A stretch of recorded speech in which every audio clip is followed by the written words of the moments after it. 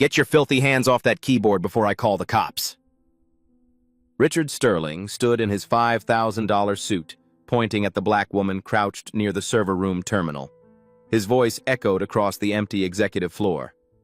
Amara Collins pulled her hand back like she'd been burned. "I'm sorry, Mr. Sterling, I was just what? Stealing company data? Pretending you understand code?" He kicked her cleaning cart. Bottles and rags exploded across the marble floor. "Clean that up. That's what we pay you for." The security guard watched from his desk. He didn't move. Amara gathered supplies on her hands and knees, her worn uniform soaked with sweat. Under the scattered rags, a laptop screen glowed faint blue. Sterling walked away without looking back. Have you ever looked down on someone so completely that you missed the one person who could save you? Sterling Technologies occupied 12 floors in downtown San Francisco. Glass walls, exposed brick. Exposed. Motivational posters about innovation that nobody read. 800 employees. $3.2 billion valuation. 48 hours until the biggest product launch in company history. Richard Sterling built this empire from his Harvard dorm room 20 years ago. The tech press called him a visionary.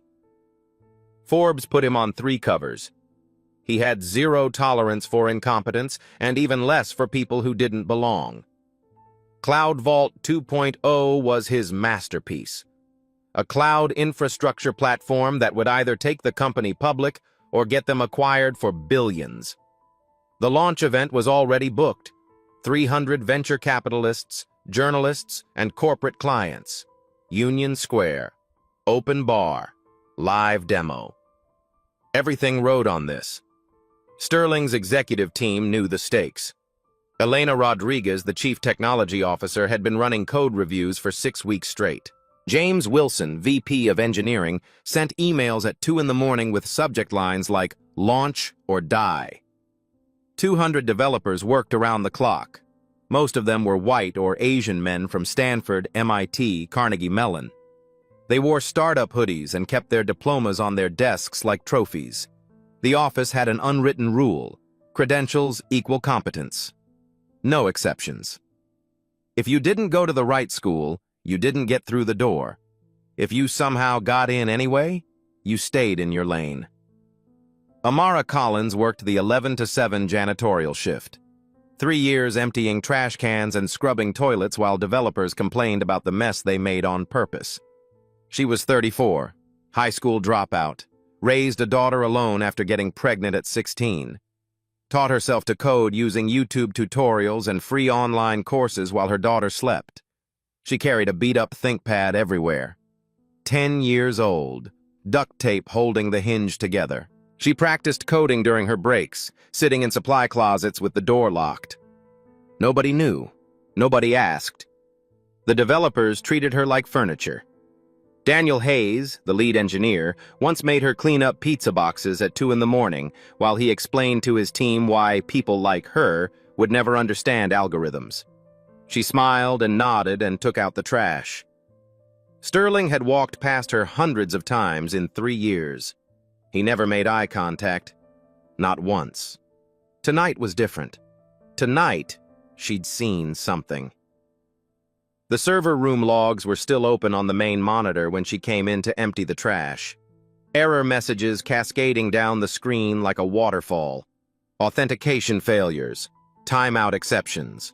Token expiration warnings. She recognized the pattern immediately. 3 months ago, she'd finished a cybersecurity course on OAuth tokens. Not for credit, not for a certificate, just to learn. The instructor had shown this exact failure mode as an example of what not to do.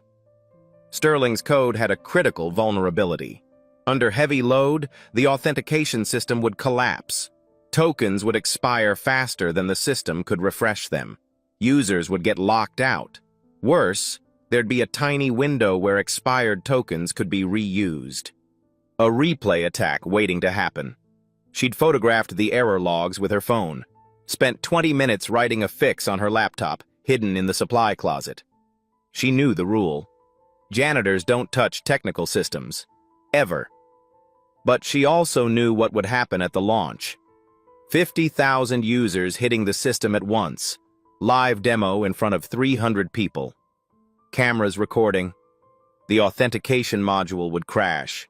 Client data would be exposed. The company would be finished.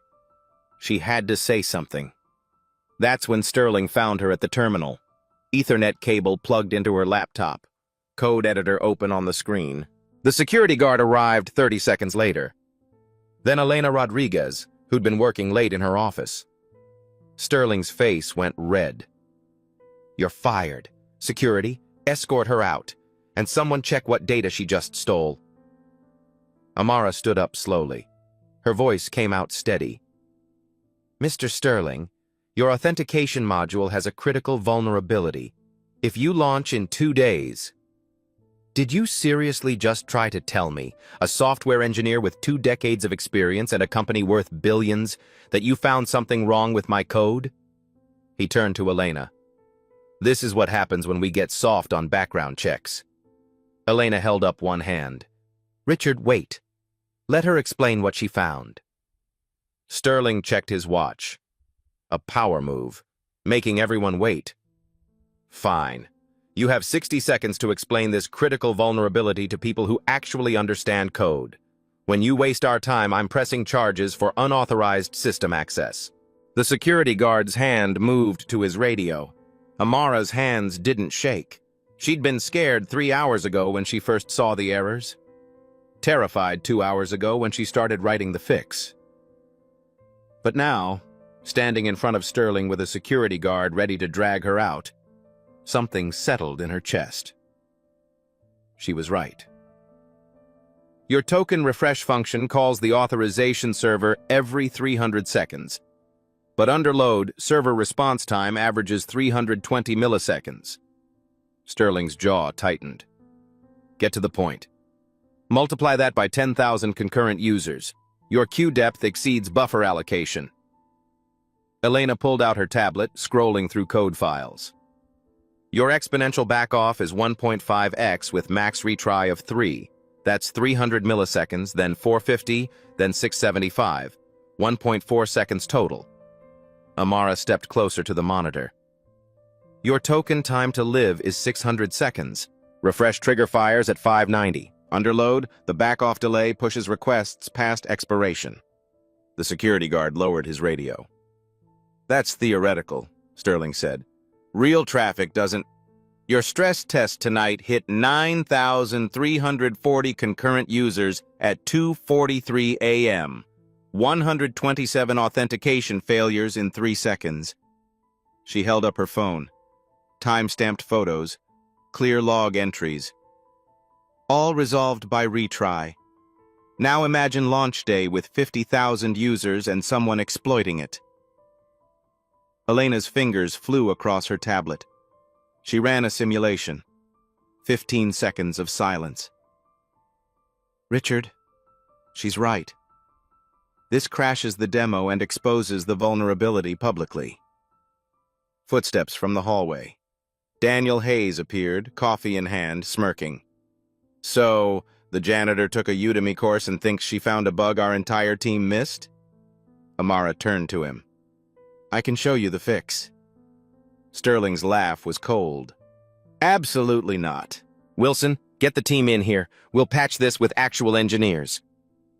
Elena stepped between them. "Richard, if she spotted this in 20 minutes, what else might she see?" "She has until the team arrives." Sterling's voice dropped. "Then we do this the right way, with people who belong here." People who belong here.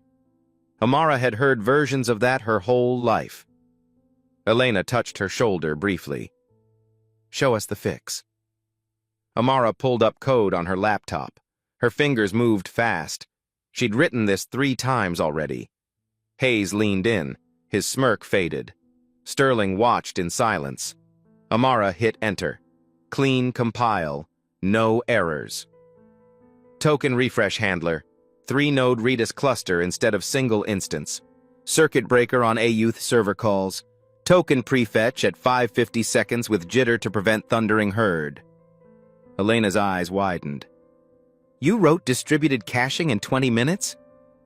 Just core logic. It needs testing, integration, deployment. How long? Amara swallowed. 30 hours. Hayes laughed.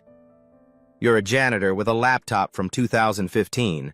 Our codebase is 2.3 million lines. I've read your entire public GitHub. I know your frameworks, naming conventions, deployment pipeline. Silence.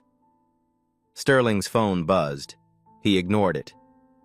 When you fail, you sign an NDA and disappear. No lawsuits, no press, no glory. Deal? Amara met his eyes.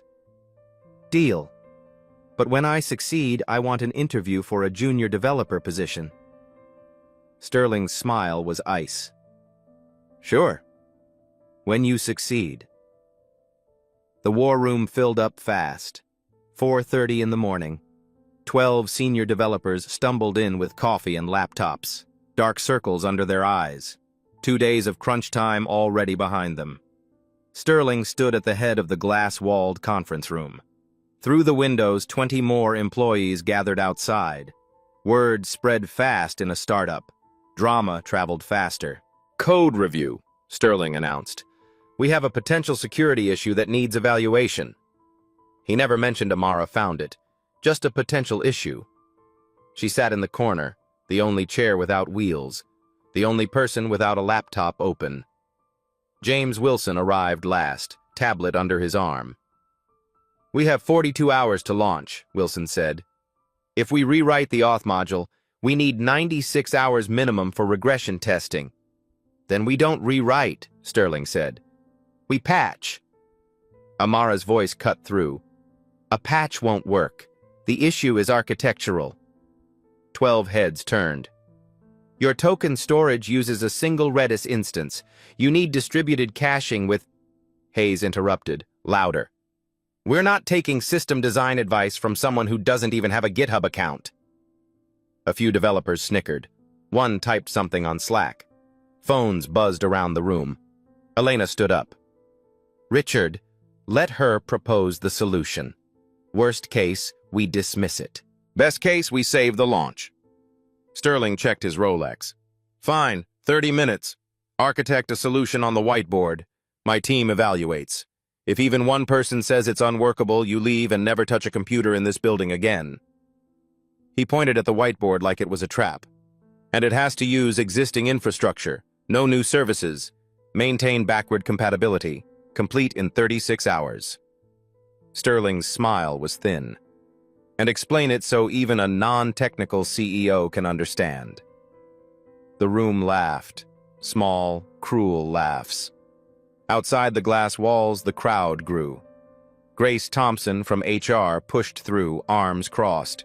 She'd heard the commotion, stayed to watch. Security cameras blinked red in the corners. Amara stood, walked to the whiteboard, picked up a blue marker. Her hand was steady. She drew a simple box labeled Current Single Redis. Right now, all your tokens live here.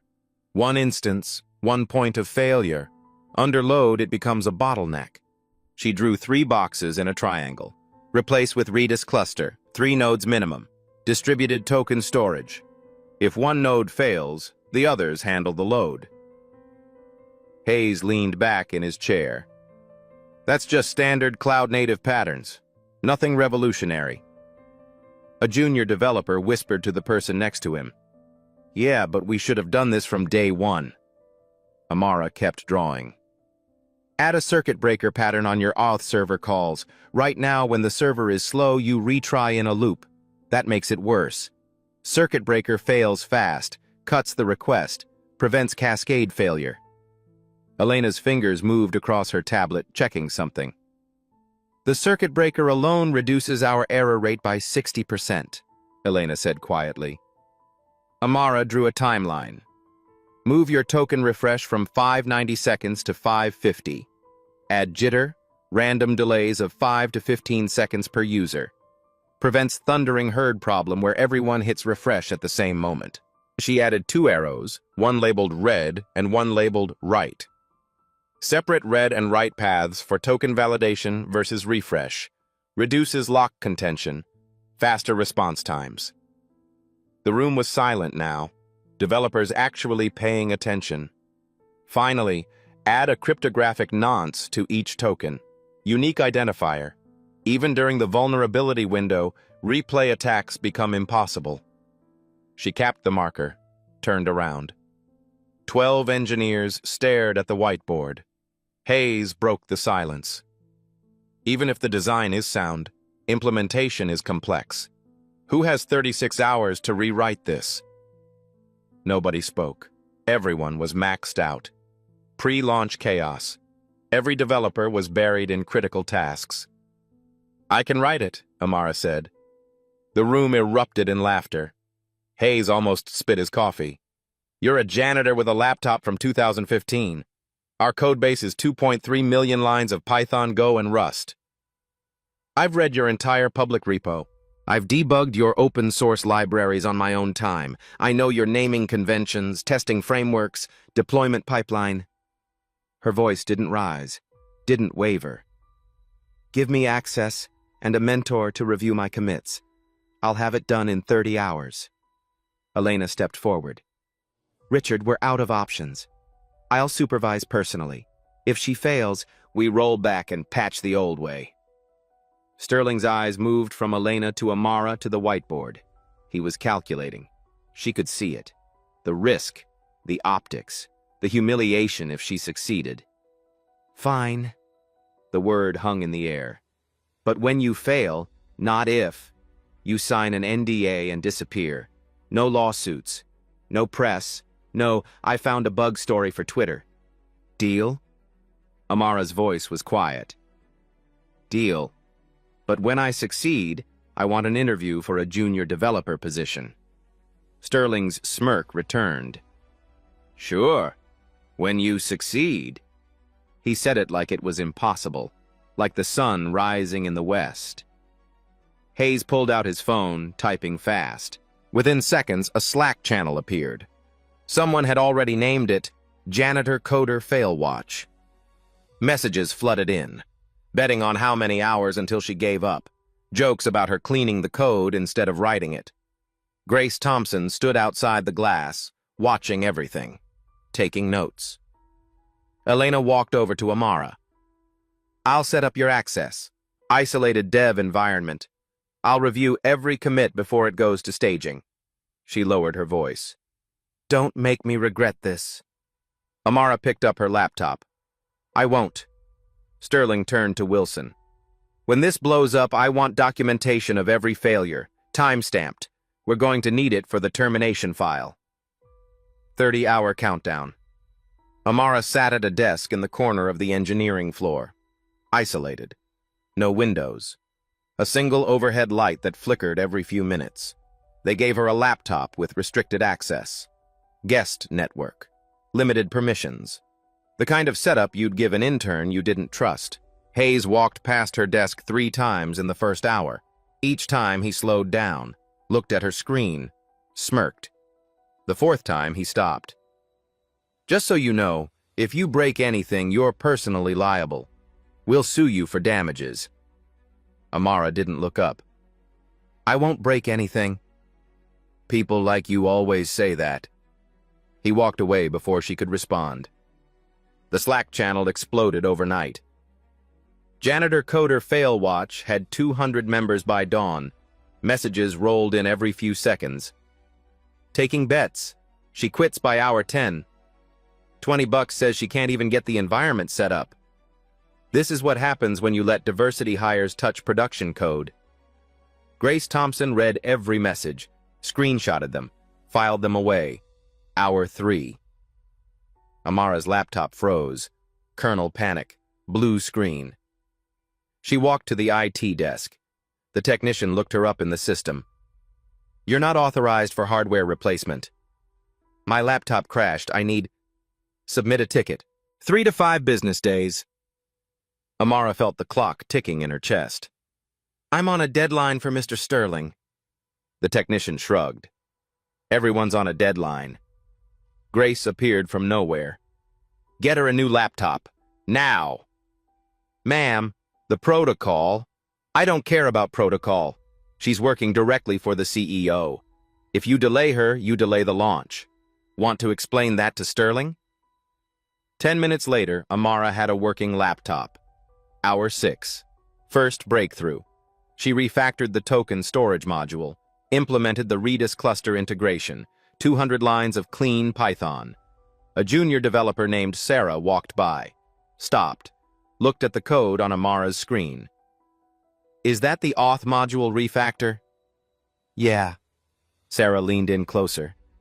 That's actually really clean. Did you write this? Amara nodded. Sarah pulled up a chair. Can you explain how the circuit breaker works? I've been trying to implement one for weeks. For 5 minutes, they talked like colleagues, like engineers, like people who belonged at the same table. Then Hayes's voice boomed across the floor. Sarah, stop wasting time. We have real work to do. Sarah stood up fast, mumbled an apology, walked away. Amara kept coding. Hour 9. The wall. Circuit breaker implementation hit a race condition she hadn't anticipated. 2 threads trying to update the same state. The system deadlocked. She stared at the error logs. Tried 3 different approaches. All failed. Her eyes burned. Her back ached. The flickered overhead light felt like a drill in her skull. She pulled up Stack Overflow. Searched for similar patterns. Found a post from Stripe's engineering blog. A solution for distributed state management. She adapted it. 400 new lines. Compiled. Ran tests. Green. All passing. Hour 12. Elena arrived for code review. She pulled up Amara's commits, scrolled through slowly. You have 3 logical errors in the token refresh handler. Amara's stomach dropped. Where? Elena pointed them out. Race conditions, edge cases, things that would only break under specific loads. Fix these before we go further. 40 minutes later, Amara pushed the corrections. Elena reviewed again. Good. Keep going. No praise, no encouragement, just acknowledgement. It was enough. Hour 15. Sterling checked in. He appeared at her desk without warning, stood over her shoulder. Progress report. Token refresh module complete, starting validation layer. He looked at her screen, at the lines of code, at the commit history. How many errors has Elena found? 3, all fixed. How many will she find tomorrow? Amara turned in her chair, met his eyes. None. Sterling's jaw tightened. We'll see. He walked away, stopped 10 feet later, turned back. Wilson, give her enough rope to hang herself. Wilson looked up from his desk. Already on it, sir. The Slack channel lit up again. She's still going. Actually kind of impressive. Don't get soft, she'll crash by morning. $50 says Sterling fires her before the 30 hours are up. Grace Thompson watched from her office. She'd started a separate document. Names, screenshots, timestamps. If this went wrong, she'd make sure everyone remembered how it happened. Hour 18. Amara implemented the cryptographic nonce generation. The hardest part. She'd never worked with Rust crypto before. Had to read documentation on the fly. Trial and error. Compile. Debug. Repeat. First attempt. Compilation errors. Second attempt. Runtime panic. Third attempt. It worked, but too slow. 200 milliseconds of latency per token. Fourth attempt. Optimized the algorithm. 12 milliseconds. Acceptable. Elena reviewed the code at midnight. She just taught herself Rust crypto in 6 hours. Elena said it to no one, just out loud, to the empty office. Outside, the city slept.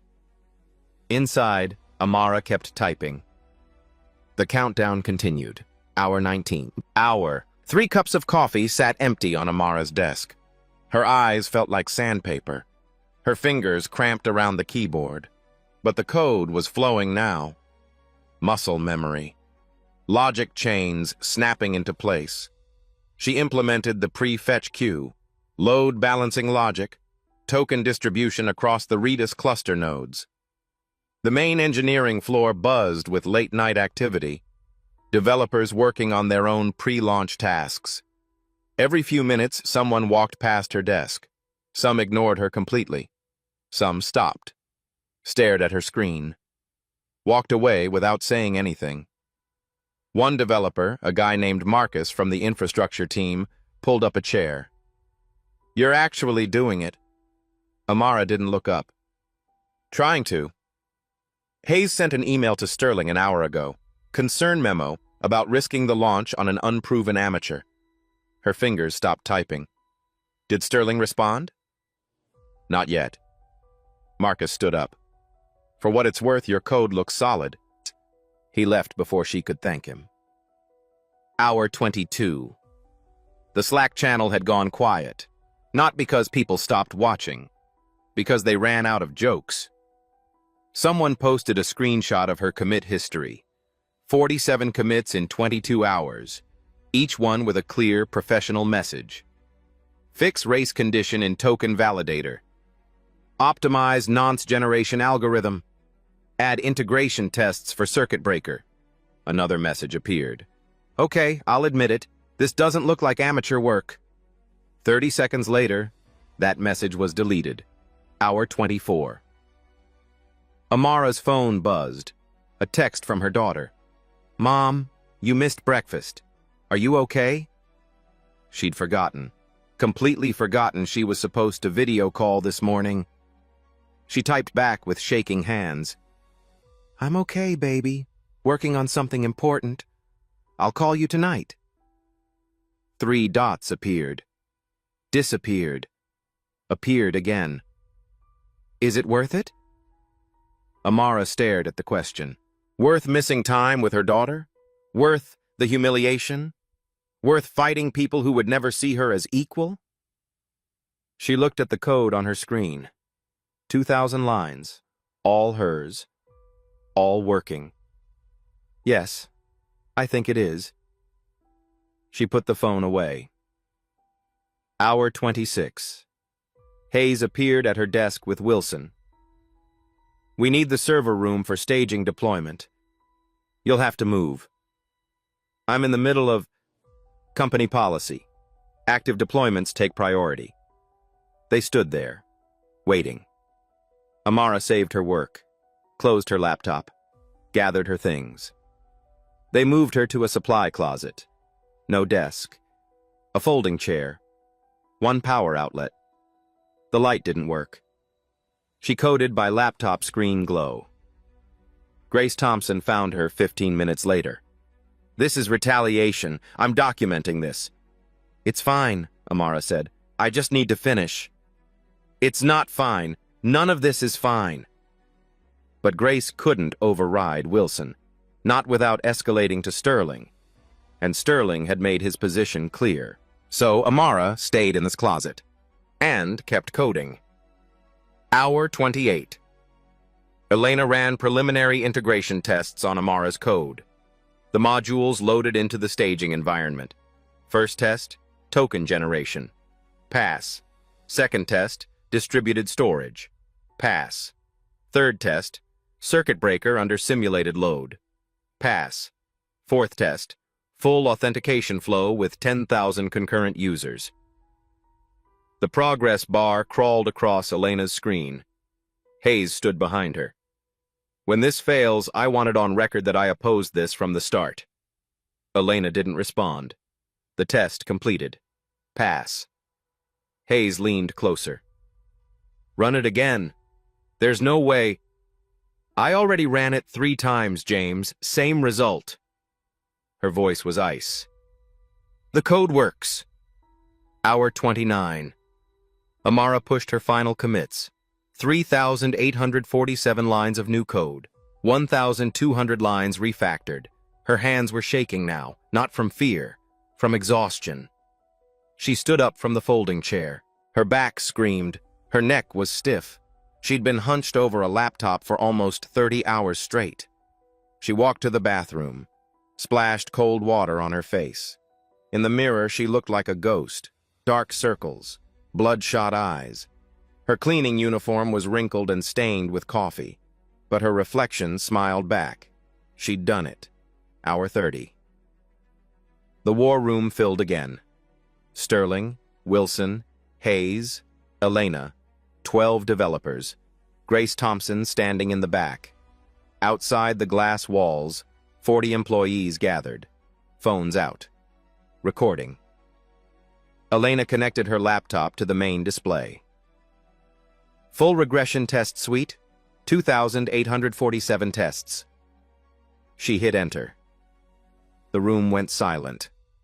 On screen, a progress bar appeared. Test after test, green check marks rolling down like a waterfall. Authentication module, pass. Token generation, pass. Circuit breaker, pass. Distributed caching, pass.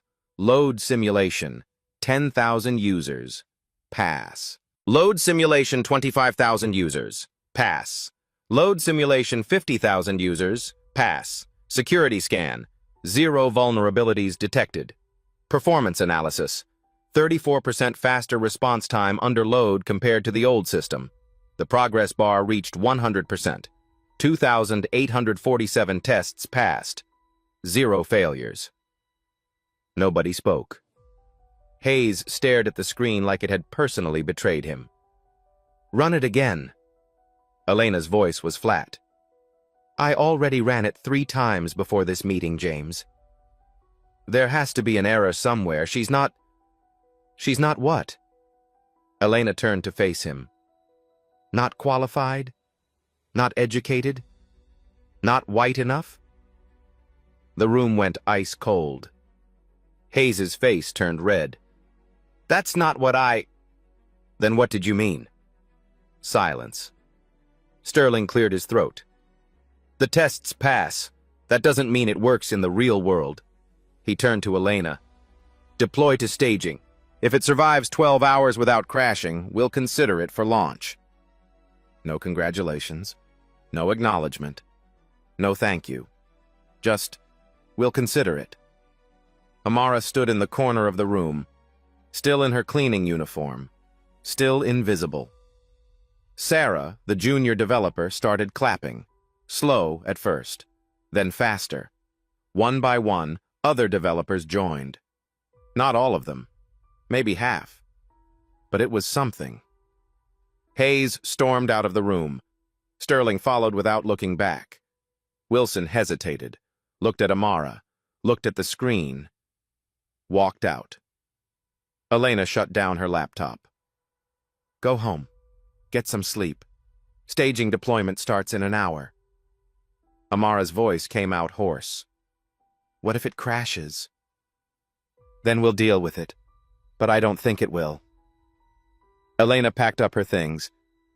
For what it's worth, I've never seen anyone code like that under pressure. Not in 20 years. She left before Amara could respond. Grace Thompson walked over. I documented everything. Every message. Every act of retaliation. Every attempt to sabotage you. Why? Because someone should. Grace handed her a bottle of water. Drink this. You look like you're about to pass out. Amara drank. The water was cold and perfect. Outside the war room, employees were still recording, still watching. One of them posted to Twitter. Something incredible just happened at Sterling Technologies. Thread incoming. The tweet got 50 retweets in 5 minutes. The story was starting to spread. 12 hours later, 6 p.m., one day before launch, Amara sat in her car in the parking garage. She hadn't gone home. Couldn't risk missing something. She'd slept 3 hours in the back seat. Her phone buzzed. Elena. Staging results are in. Come to Sterling's office. Amara's stomach dropped. She walked through the lobby, past the reception desk, into the elevator. up to the executive floor. The same floor where Sterling had kicked her cart 36 hours ago. Sterling's office door was open. He sat behind a massive desk, floor-to-ceiling windows behind him, the city skyline like a crown. Elena stood to the side. Wilson sat in a leather chair. Hayes leaned against the wall, arms crossed. "Sit," Sterling said. There was only one chair left, cheap plastic, the kind from the conference rooms. Amara sat. Sterling slid a paper across the desk. Staging environment results. 0 crashes, 50,000 concurrent users, 5 times our launch estimate. He slid another paper. Latency improved 40% versus the old system. Another paper. Third-party security audit. No exploitable vulnerabilities found. He leaned back in his chair. "Your code works." Amara waited for the but. "Elena thinks we should use it for launch. Wilson agrees. Even Hayes admits it's technically sound." Hayes looked like he'd swallowed glass. However, there it was. "If we use your code and it works, you get credit. The press will turn this into a story. Poor black janitor saves billion-dollar company. We become the villains who didn't recognize talent." Sterling's fingers drummed on the desk. "If we use it and it fails, I look like an idiot for trusting a janitor over my entire engineering team. Either way, I lose." Wilson spoke up. "What if we present it as a team solution? Minimize her individual contribution. Say the engineering department collaborated on a fix." Amara's hands tightened on the armrests. Elena stepped forward. "Richard, that's smart," Sterling interrupted. "We deploy her code. Elena presents the security module at launch as a collaborative team effort. Amara stays backstage." He looked directly at Amara. "You keep your janitorial position. When this blows over, maybe HR considers you for an entry-level interview. Maybe. Take it or leave it." The room waited. Amara thought about her daughter, about 3 years of being invisible, about the Slack channels and the jokes and the kicked cart, about the code that worked. "I'll take it." Elena's face fell. "Amara, you don't have to. I just want my code to work. I want to prove I can do this. If it saves the company, that's enough." Sterling smiled. "Glad you're reasonable. Wilson, draft the NDA. Elena, update the launch presentation. Remove any individual attribution." Amara stood. "When do I sign?" "Tonight, before you leave the building." She walked toward the door. Sterling's voice stopped her. "And Amara, don't get any ideas about talking to the press. The NDA includes a non-disparagement clause. You say one word, we sue you for everything you'll ever make." She left without responding. In the hallway, Grace Thompson was waiting. "I heard everything." "It's fine." "It's not fine. He's stealing your work." Amara kept walking. Let him think he won. Launch day, 10 a.m., 2 hours before the event. Amara was mopping the executive floor, back in her uniform, back in her place. The NDA sat signed in Sterling's office. Her code was deployed to production. Elena was rehearsing the presentation downtown. Everything was ready. Then Elena's voice crackled over the building intercom. "Richard Sterling to server room B immediately. Security incident." Amara froze. Employees rushed past her. She followed, mop still in hand. The server room was chaos. Elena at the main terminal. Wilson pulling up logs. Hayes standing behind them, pointing at the screen. Sterling arrived 30 seconds later. "What happened?" Hayes turned, and his eyes locked on Amara in the doorway. "Her. That's what happened." He pulled up security footage on the side monitor. 8:47 a.m. Unauthorized access from an internal IP. Janitorial supply closet. She's been accessing the production system this morning. The footage showed Amara at a terminal, typing frantically, code scrolling across the screen. Sterling's face went red. "You accessed production without authorization? I found something. You violated every protocol we have. Wilson, call the police. Mr. Sterling, please, there's a back door in... Enough! His voice echoed off the server racks. Security! Remove her from the building, now! 2 guards appeared. They weren't gentle. One grabbed her arm. The other took the mop from her hands. Wait, Amara pulled against them. The load balancer has malicious code. Check production config line 1294. Someone inserted it last night. Hayes laughed. She's making excuses. Classic. They dragged her toward the exit. Her feet barely touched the ground. Employees lined the hallway, phones out, recording everything. This is what happens when you let unqualified people play engineer, Hayes said, loud enough for everyone to hear. Grace Thompson tried to step forward. Richard, just let her explain. Stay out of this, Grace.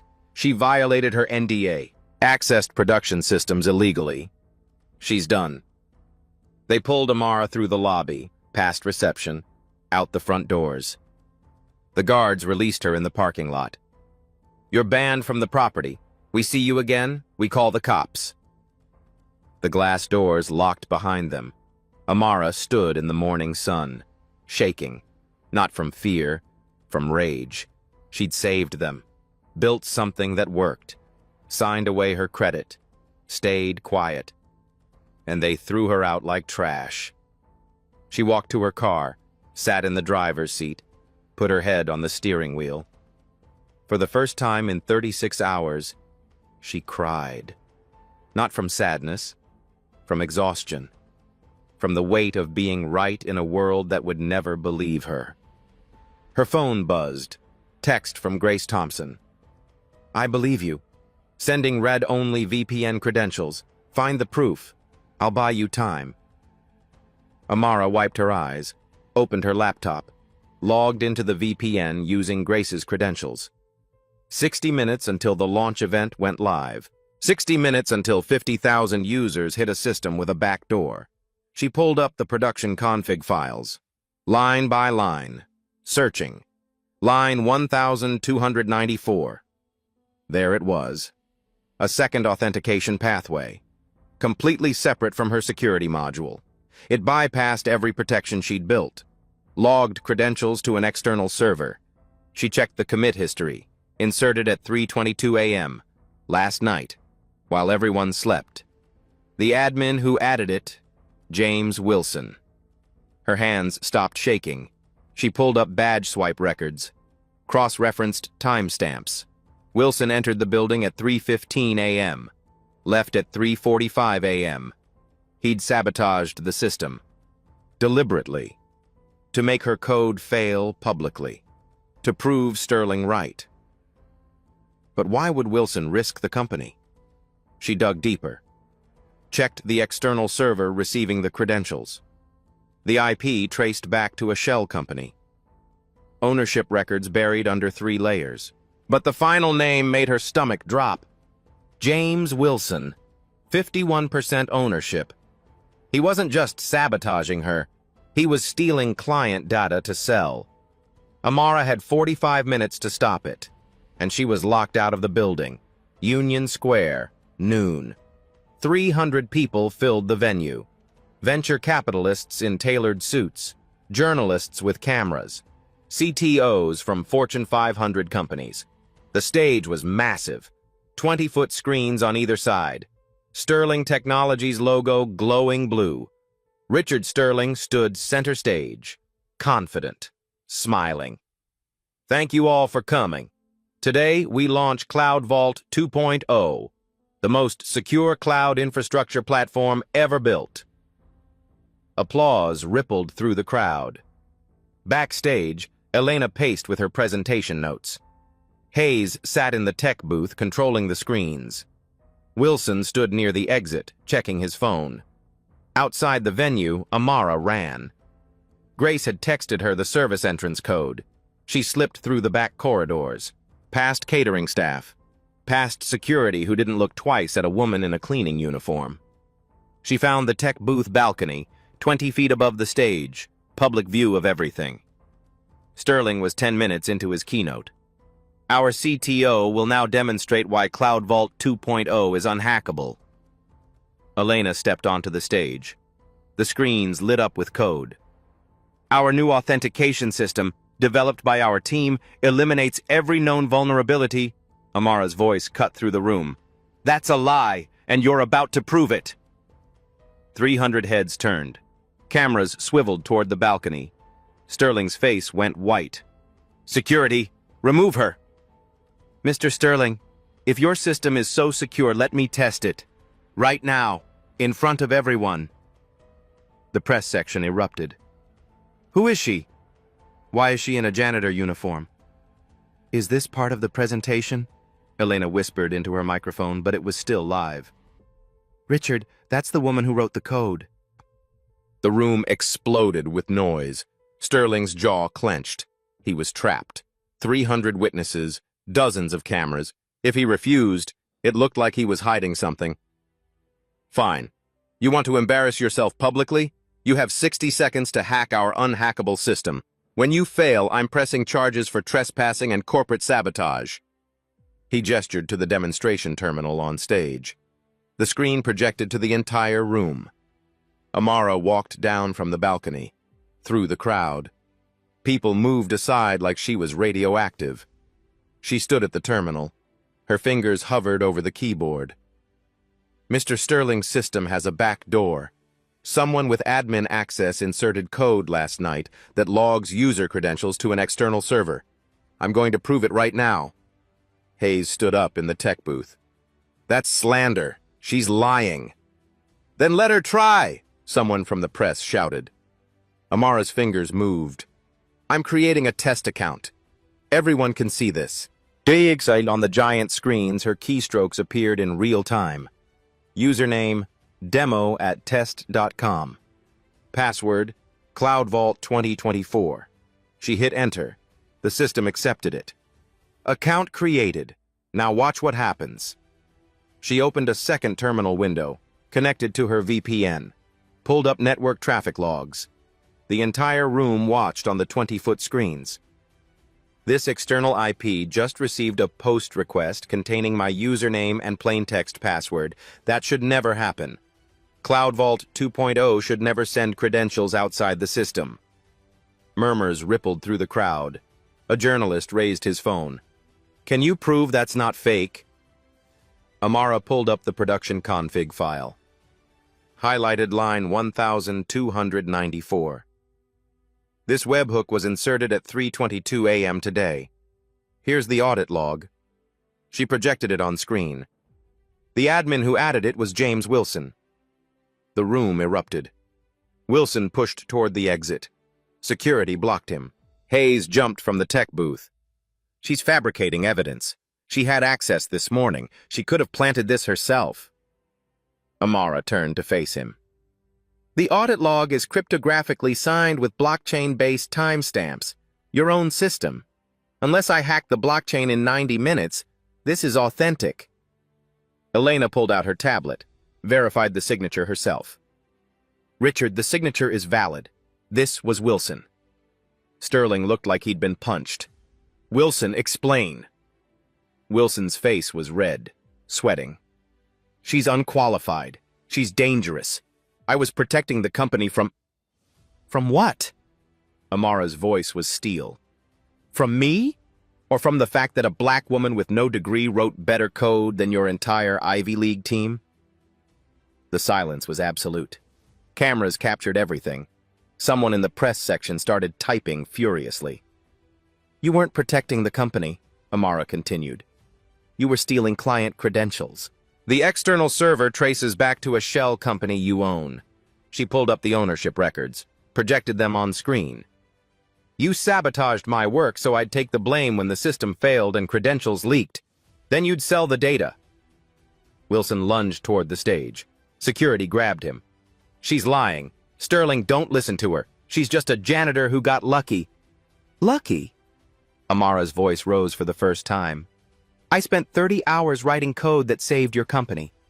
I found your vulnerability. I fixed it. I asked for nothing but a chance. She turned to face Sterling. You said if I succeeded, I'd get an interview. I succeeded. Your product is launching successfully because of my code. Your VP tried to sabotage it and steal from your clients. The crowd was silent, waiting. Now answer one question in front of these 300 witnesses and cameras. She paused. Was I qualified? 10 seconds of silence. Sterling's face cycled through rage, humiliation, calculation. His voice came out quiet. Your code is functional. You demonstrated competence. That's not what I asked. The crowd leaned forward. Was I, a black woman, a janitor, a high school dropout qualified to save your billion-dollar company? A journalist in the front row started chanting, "Answer her!" Another joined. "Answer her!" Then another, then the entire room. "Answer her! Answer her! Answer her!" Sterling's hands shook. "Yes." The word barely came out. "Louder," Amara said. "Yes. You were qualified." The room exploded. Applause, shouting, camera flashes like lightning. Someone started a slow clap that built into thunder. Hayes tried to leave. Security stopped him too. Grace Thompson walked onto the stage, handed Sterling a folder. "Richard, you need to see this." Inside, screenshots of every discriminatory message from the Slack channel, every act of retaliation, every attempt to sabotage Amara. Time-stamped, documented, ready for lawyers. Sterling looked at the folder, at the cameras, at the 300 witnesses who would never forget this moment. He was beaten, and everyone knew it. Elena stepped forward, took the microphone. "Ladies and gentlemen, the woman you just met is Amara Collins. She identified a critical security vulnerability, architected the solution, and implemented it in 30 hours. Cloud Vault 2.0 is secure because of her." The applause doubled. Amara stood on the stage in her cleaning uniform. For the first time in 3 years, everyone saw her. The applause faded. Sterling still stood on stage, holding the folder Grace had given him. His hands trembled slightly. Grace stepped forward, speaking into the microphone. "There's more." The room went quiet again. 3 days ago, Elena Rodriguez filed an SEC whistleblower report about systematic discrimination in Sterling Technologies' hiring and promotion practices. Sterling's head snapped toward Elena. "You did what?" Elena's voice was calm. "I filed a report because going to you would have meant silence. Amara isn't the first qualified person we've ignored. She's just the first who proved it where no one could look away." Grace pulled out another folder. "I have 47 incident reports of discrimination filed over the past 2 years. Racial slurs, blocked promotions, hostile work environment complaints." She looked directly at Sterling. "You told me to bury them. I did. I won't anymore." The journalists were recording everything. Grace continued. "Either you reform hiring and promotion practices immediately, or I submit these to the EEOC and every news outlet in this room." Sterling looked trapped, cornered by his own choices. A reporter stood up. "Mr. Sterling, will you commit to transparency on diversity hiring going forward?" Another reporter. "What consequences will Wilson and Hayes face?" Sterling's lawyer whispered in his ear. He nodded slowly. "Wilson and Hayes are terminated immediately. We'll cooperate fully with any investigation into their actions." He looked at Amara. "What do you want?" Amara's voice was steady. "A developer position. Senior level. Market rate salary. Equity." She paused. "And I want you to fund a training program for non-traditional candidates. People who taught themselves but can't break through the credential barrier. People like me." Sterling looked at his lawyer again. The lawyer nodded. They had no choice. Not with cameras rolling. Grace produced a contract from her folder. Pre-written, ready. "Sign it, now, on stage." Sterling took the pen. His signature looked shaky on the giant screens. The crowd applauded again. A reporter shouted, "Mr. Sterling, will you publish quarterly diversity reports?" He forced a smile. "Yes, starting immediately. Sterling Technologies will be transparent about our progress." Wilson and Hayes were escorted out by security. The cameras followed them all the way to the doors. Amara stood center stage, no longer invisible, no longer silent. The woman who saved a billion-dollar company while everyone tried to stop her. 1 week later, TechCrunch headline, "From janitor to senior developer, how Amara Collins saved a billion-dollar launch." Wired ran a feature, "The code that changed everything." Forbes called her for an interview. Amara's LinkedIn updated, "Senior software engineer, Sterling Technologies." Her profile photo showed her at a desk with windows, dual monitors, a team of engineers in the background. Wilson was banned from the tech industry. SEC investigation ongoing for data theft and fraud. Hayes was fired. No severance. His LinkedIn still said seeking opportunities. Bye. Elena Rodriguez was promoted to co-CEO. Sterling was forced to share power. The board demanded it. The Collins Fellowship launched with 50 scholarships annually for non-traditional tech candidates. Amara led the selection committee. Applications poured in from across the country. Single mothers, high school dropouts, people who taught themselves in libraries and community centers, people who'd been told they didn't belong. The first cohort started 3 months later. Amara stood in front of 12 students in a Sterling Technologies classroom. A young man in a janitorial uniform sat in the front row, laptop open, learning Python during his break. She saw herself in every face. "They didn't see me because they didn't want to," she said quietly. "I was invisible not because of my skills, but because of their assumptions." She walked between the desks. The code didn't care that I was black, or a woman, or a dropout. The code just cared if I was right. She stopped at the whiteboard. And I was right. The students watched her, listening, believing. Sterling never apologized. He didn't have to. The system changed because people like Elena and Grace refused to stay silent, because I refused to stay invisible.